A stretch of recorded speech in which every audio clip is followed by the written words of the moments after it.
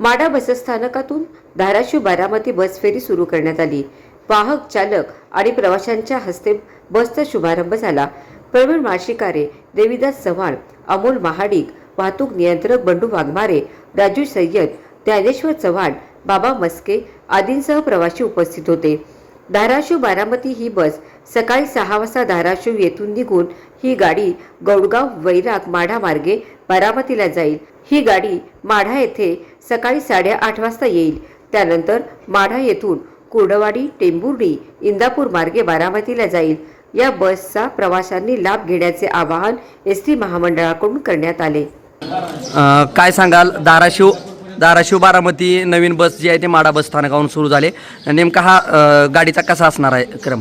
ही बारामतीवरून दुपारी 1 वाजता निघणार। तो त्याला जाण्याचा मार्ग इंदापूर, टेंभुर्णी, मोहोळ, सोलापूर, तुळजापूर आणि धाराशिव। हीच बस सकाळी 6:15 वाजता धाराशिववरून सुटणार।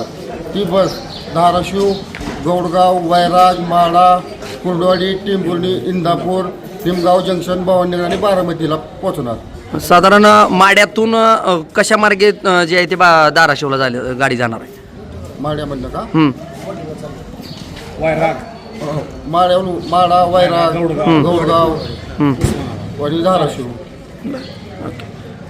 साधारण किती तासाचा हा वेळ आहे आणि किती दिवसापासूनची मागणी होती प्रवाशांची? बरेच दिवसापासून या म्हणजे मागणी होती, पण बारामती वरून निघाल्यानंतर धाराशिवला पोहोचण्यासाठी मिनिमम 6 घंटे तर लागतात।